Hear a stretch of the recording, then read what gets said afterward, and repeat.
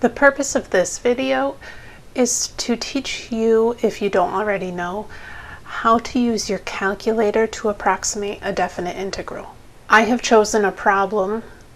Here's a definite integral, the integral from 2 to 3 of 3x squared over x to the third minus 1 dx. Okay, and suppose I've done the work by hand. I've gotten the answer 1/3 times natural log of 26 over 7, and I think that's my answer, but I want to double check my work.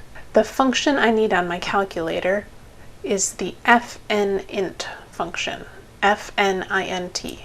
You can find it under math, number 9. And I'm just going to fill in.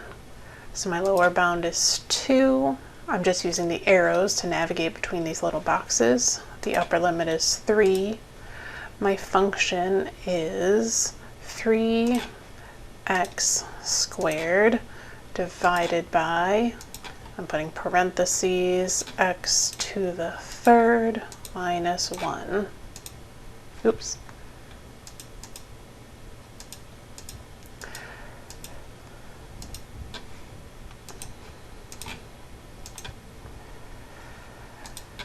And then we have dx.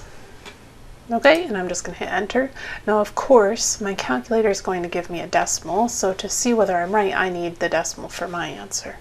So my answer was 1/3 times natural log of 26/7. And we can see that, okay, that is not the same number, so I must have made a mistake somewhere. At this point, I can go back, redo my work, and try to figure out the correct answer.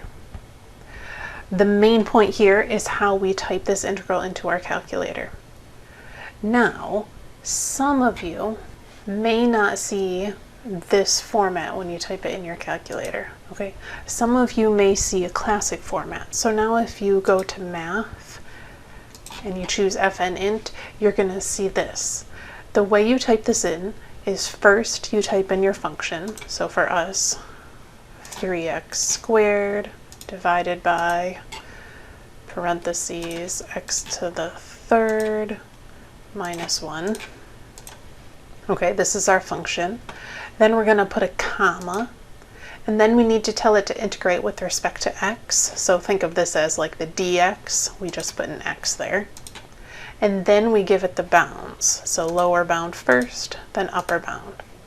So we have these 4 arguments: the function, the variable, the lower bound, the upper bound, all separated by commas. We hit enter, and this is our answer. I do want to emphasize that I'm hoping you will use this function on the calculator to check yourself.